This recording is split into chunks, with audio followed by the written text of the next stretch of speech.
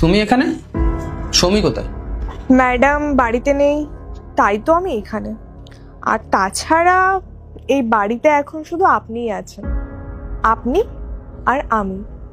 আগে তুমি এটা বলো, তুমি আমাদের বাড়িতে কি করছো?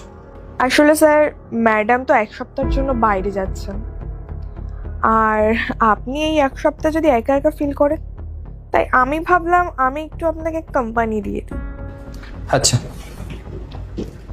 তুমি জানো না যে আমার আর সৌমির এঙ্গেজমেন্ট হয়ে গেছে? আর আমি না ওকে অনেক ভালোবাসি। আর তুমি কি ভেবেছো তোমার মতন একটা কাজের মেয়ের জন্য আমি সৌমিকে চিট করব? এটা তোমার স্বপ্নেও ভাবা ভুল।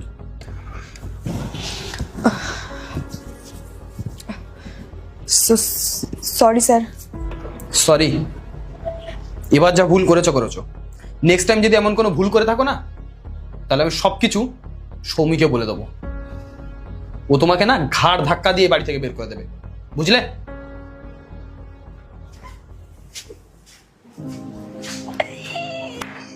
চলো, এই তো আমাদের জালে তাহলে ফসলো না। হ্যাঁ ম্যাডাম, আমি পুরোটাই বুঝতে পেরেছি। স্যার আপনার প্রতি ভীষণ লয়াল। হ্যাঁ, সেটাই তো দেখছি। বাট আমাকেও তো টেস্ট করা ছিল না, কারণ দেখো আমি 10 দিনের জন্য বাইরে কাজে যাচ্ছি। এবার যদি ও অন্য কোনো মেয়েকে নিয়ে ঘরে ঢোকায়, তখন কি আমি দেখতে আসবো বলো? হ্যাঁ ম্যাডাম, আপনি 10 দিন কেন, আপনি এখন 20 দিনের জন্যও যেতে পারেন। এখন তো আপনি পুরোপুরি টেনশন ফ্রি।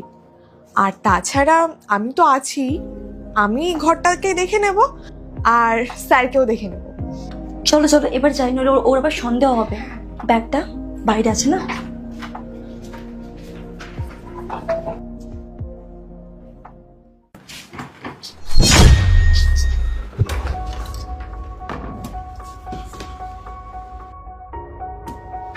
সে তো আমাদের জালে ফাঁসলো না। হ্যাঁ ম্যাডাম, আমি তো সেটাই বুঝলাম।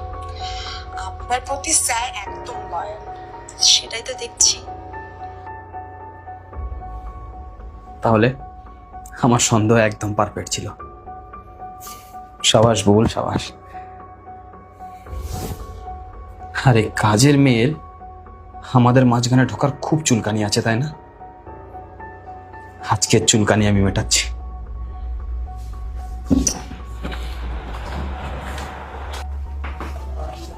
সাবধানে যাবো।